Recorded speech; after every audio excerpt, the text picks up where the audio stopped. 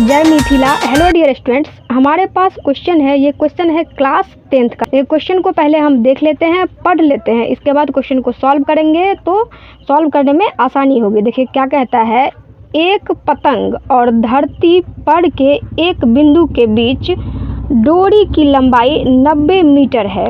यदि डोरी जमीन से थीटा कोण बनाती है इस प्रकार की tan थीटा बराबर 15/8, तो पतंग की ऊंचाई बताइए। क्या करते हैं, हम फिगर बना लेते हैं तो क्वेश्चन को बनाने में भी आसानी होगी और समझने में भी आसानी होगी। ये जो दिया हुआ है ना, इसी पे जो है फिगर आउट होगा। एक पतंग और धरती पर के एक बिंदु के बीच डोरी की लंबाई, मान लेंगे कि ये यहाँ पे क्या है, पतंग है। यहाँ पे क्या है, मान लेंगे कि ये क्या है, पतंग है। ठीक है, ये क्या है, पतंग है। यहाँ कह रहा है कि पतंग और धरती तो क्या है, ये धरती है। ठीक है, इसको मान लेते धरती है। ये धरती का, ये क्या है, धरती है। ठीक, धरती के एक बिंदु के बीच डोरी की लंबाई, इसके जो है धरती और पतंग के बीच की डोरी की जो लंबाई है, ये देखिए इतना है, ऐसे है। ठीक है, लंबाई ये क्या है, 90 मीटर है।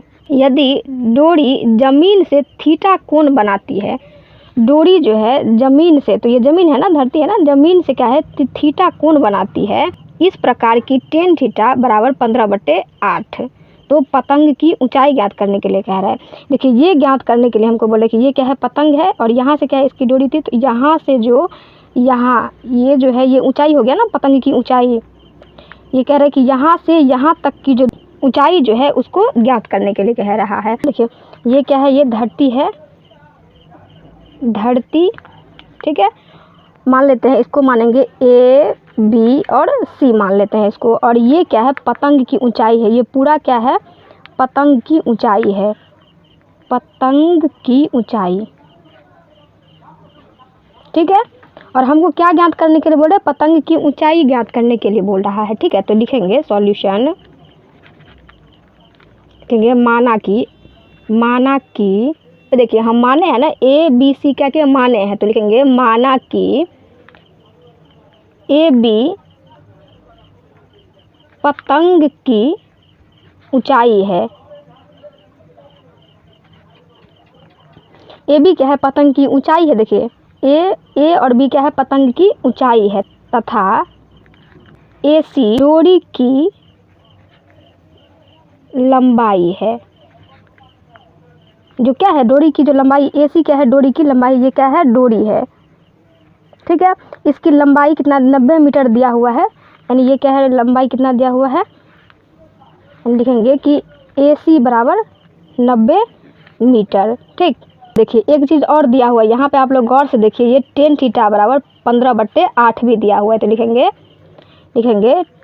tan थीटा बराबर 15/8, क्योंकि कोण ACB बराबर क्या दिया हुआ है, थीटा दिया हुआ है। तो हमारे पास कोण क्या है, ACB बराबर क्या दिया हुआ है, थीटा दिया हुआ है। ठीक, देखिए हमें निकालने के लिए क्या बोल रहा है, पतंग की ऊंचाई निकालने के लिए बोल रहा है।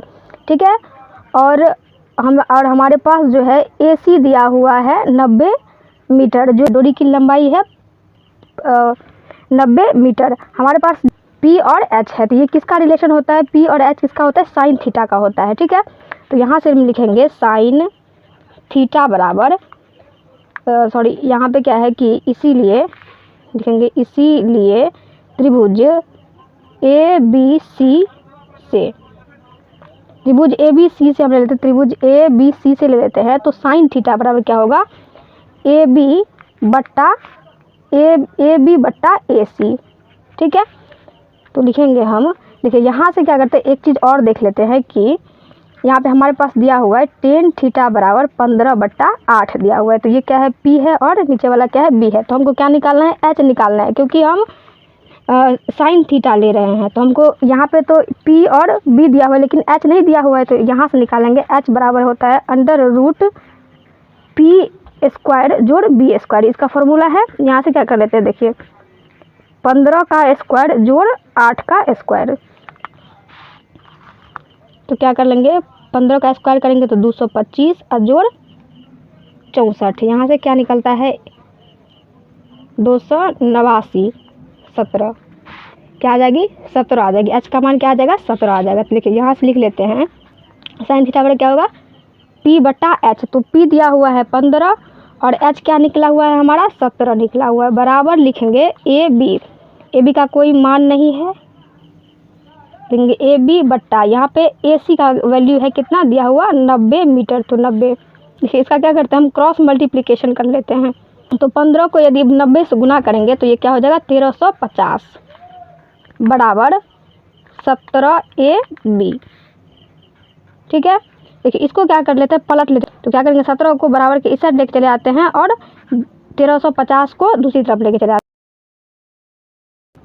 हैं। AB बराबर 1350 यहाँ पे क्या करते देखिए AB बराबर क्या निकल जाएगा हमारे पास 1350/17। देखिए अब क्या करते हैं AB बराबर अब 1350 में क्या करें 17 से यदि भागा देते हैं तो कितना हो जाएगा 79.41। यही क्या हो जाएगा अतः लिखेंगे अतः पतंग की ऊंचाई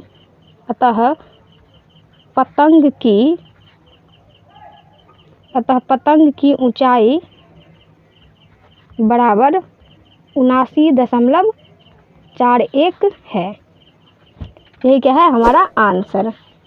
आई होप आप लोगों को ये वीडियो पसंद आई हो तो लाइक सब्सक्राइब एंड शेयर करना ना भूलें।